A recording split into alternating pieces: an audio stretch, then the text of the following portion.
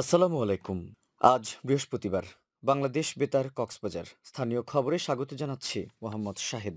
কক্সবাজারের রোহিঙ্গা ক্যাম্প ও ক্যাম্প সংলগ্ন এলাকায় আগামী ১২ থেকে ২১ জানুয়ারি অনুষ্ঠিত হবে কলেরা ভ্যাকসিন ক্যাম্পেইন। এ সময় রোহিঙ্গা ক্যাম্প ও ক্যাম্প সংলগ্ন এলাকায় ১ বছরের অধিক বয়সী সকল জনগোষ্ঠীকে ১ ডোজ করে ওরাল কলেরা ভ্যাকসিন খাওয়ানো হবে।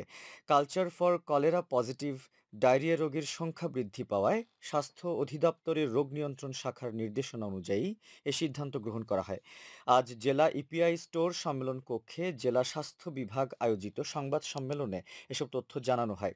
কলেরা ভ্যাকসিনের ৯ দিনব্যাপী এই ক্যাম্পেইনটি সফলভাবে বাস্তবায়নের লক্ষ্যে অনুষ্ঠিত এই সংবাদ সম্মেলনে সভাপতিত্ব করেন ভারপ্রাপ্ত সিভিল সার্জন ডাক্তার টিটু চন্দ্র শীল।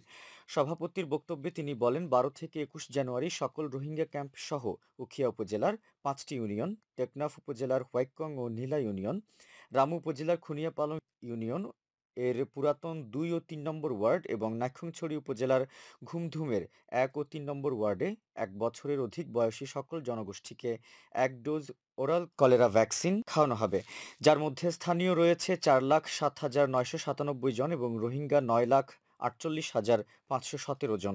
এ সময় সিভিল সার্জন অফিসের রোগ নিয়ন্ত্রণ বিভাগের doctor Shah Fahim Ahmed Faisal, press club সাধারণ সম্পাদক সহ সংশ্লিষ্টরা বক্তব্য রাখেন।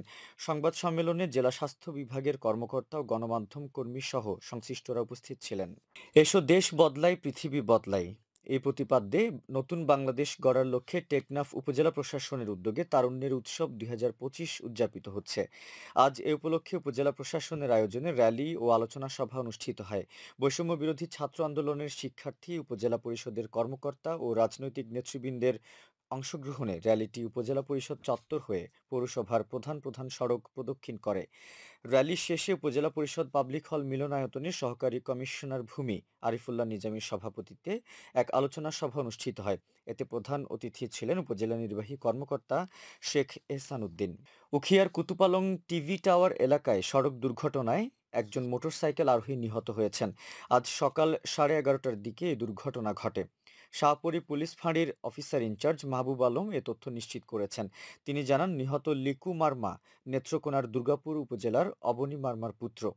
প্রত্যক্ষদর্শীর বরাত দিয়ে পুলিশের এই কর্মকর্তা জানান, স্ত্রী সন্তান সহ তিনি মোটরসাইকেল নিয়ে উখিয়ায় যাওয়ার সময় কুতুপালং টিভি টাওয়ার নামক স্থানে রড ভর্তি একটি ট্রাক ব্রেক ফেল করে মোটরসাইকেলটিকে চাপা দেয়। এতে লিকু মার্মা ঘটনাস্থলে মারা যান। তার স্ত্রী ও সন্তান অক্ষত রয়েছে। দুর্ঘটনা কবলিত মোটরসাইকেল উদ্ধার ও ট্রাকটি জব্দসহ ড্রাইভারকে আটক করেছে পুলিশ। মিয়ানমারে চলমান অভ্যন্তরীণ সংঘাতের জেরে বাণিজ্য ঘাটতির কারণে টেকনাফ স্থলবন্দরে রাজস্ব আদায় অর্ধেকে নেমে এসেছে। মিয়ানমারের পরিস্থিতি স্বাভাবিক হলে রাজস্ব দ্বিগুণ হবে বলে স্থলবন্দরের রাজস্ব কর্মকর্তা বিএম মাসুদ জানান। এ বিষয়ে তিনি বলেন, গত ২০২৩-২০২৪ অর্থ বছরের জুলাই হতে ডিসেম্বর পর্যন্ত ৬ মাসে ৪৭,০০০ মেট্রিক টন পণ্যের বিপরীতে ২৫৭ কোটি টাকা রাজস্ব আদায় হয়। কিন্তু চলতি ২০২৪-২০২৫ অর্থ বছরে মিয়ানমারে অভ্যন্তরীণ সংঘাতের কারণে জুলাই হতে ডিসেম্বর ৬ মাসে ১১,০০০ মেট্রিক টন পণ্যের বিপরীতে ৮৭ কোটি টাকার রাজস্ব আদায় হয়েছে। বন্দরের পরিস্থিতি স্বাভাবিক করার জন্য মিয়ানমার ও বাংলাদেশের পররাষ্ট্র, স্বরাষ্ট্র ও বাণিজ্য মন্ত্রণালয় কাজ করে যাচ্ছে বলে জানান স্থলবন্দরের রাজস্ব কর্মকর্তা।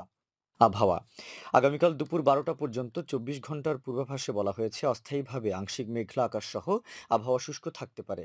সেই সাথে মধ্যরাত থেকে সকাল পর্যন্ত হালকা থেকে মাঝারি ধরনের কুয়াশা পড়তে পারে। কক্সবাজার সমুদ্র বন্দরের জন্য কোনো সংকেত নেই। আগামী ২৪ ঘন্টায় দিন ও রাতের তাপমাত্রা প্রায় অপরিবর্তিত থাকতে পারে। আজ সূর্যাস্ত যাবে সন্ধ্যা ৫টা ২৭ মিনিটে, আগামীকাল সূর্যোদয় হবে ভোর ৬টা ৩২ মিনিটে।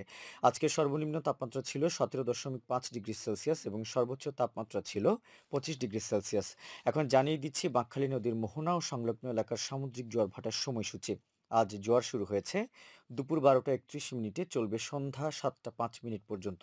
ভাটা শুরু হবে সন্ধ্যা ৭টা ৫ মিনিটে, চলবে রাত ১টা ৩৬ মিনিট পর্যন্ত।